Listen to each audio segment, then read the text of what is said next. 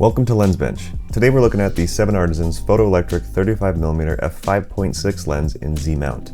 It's also available in Leica L and Sony E mounts, but for Nikon mirrorless users like me, this lens is a pretty attractive buy because it's one of the first pancake lenses for crop sensor and full frame sensor mirrorless Nikon cameras. It's manual focus only and fixed at a constant f5.6, but it's also only $138.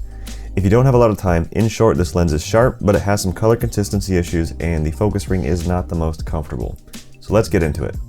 The first thing you'll notice when taking it out of the box is that there is no lens cap. It's got a cap built into the lens itself. Up close, you can see how simple the design of the lens is.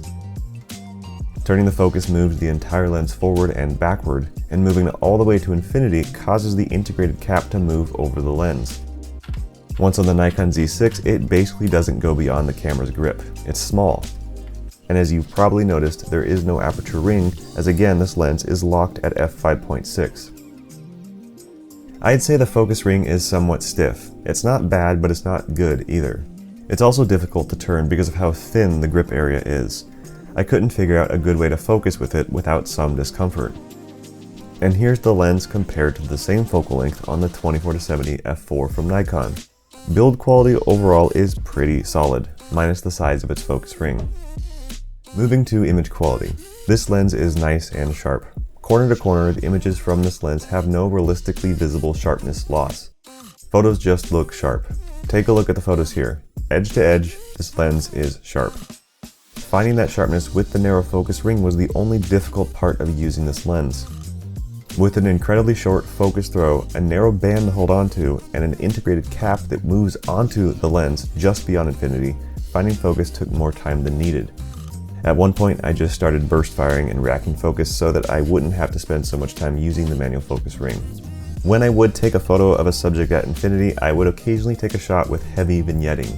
That vignetting happened because I had gone just a bit past infinity, making the integrated cap slide on just enough to block light at the edges.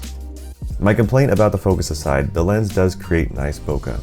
Though fixed at f5.6, its minimum focus distance is 30 centimeters, meaning objects way up close can still get a reasonable amount of background blur.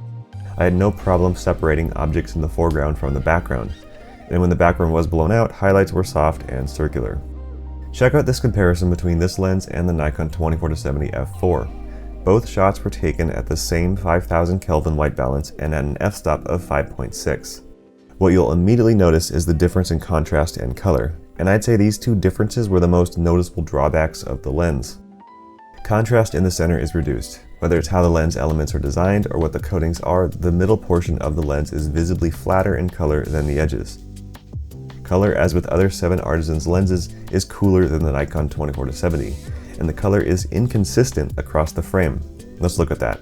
In Capture 1, I corrected for contrast by dragging the dehaze slider 42 points and by increasing the saturation 13 points. I then tried to correct for color by changing the white balance to 5400 Kelvin, but after doing so it became apparent that the left half of the frame had a greenish tint to it. A form of aberration, a flaw in the lens coating, who knows, but it's inconsistent. I noticed this in one other photo I had corrected. It wasn't consistent and it didn't happen a lot, but I think it's worth mentioning.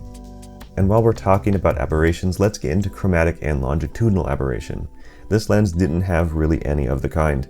In highlights and on fine detail objects, I could not see any green or magenta hues as they normally do. Check out this totally washed out shot here. A lens with bad chromatic aberration will just spill purple in the highlights. There's none of that there. But what is visible here is not the most attractive flare. The flaring honestly reminded me of the kind you'd see on a smartphone camera. It wasn't pretty. The 7artisans 35mm f5.6 for Nikon Z mount is a decent lens. At under $150, you get a very sharp f5.6 35mm full frame pancake lens that you can take just about anywhere. Its focus ring is narrow and the point at which the lens cap rolls over the lens is too close to infinity. It has some issues with color consistency that can mostly be corrected in post. It has no noticeable aberration and it has a fairly ugly lens flare. For a Z-mount pancake lens under $150, there isn't a lot of competition, if any at this moment. If you upped your search to slightly chunkier lenses, there would be plenty more options with brighter apertures and better focus rings to choose from. But those lenses don't come with the fun and portability of a pancake lens, and in the end, that is a pretty good selling point.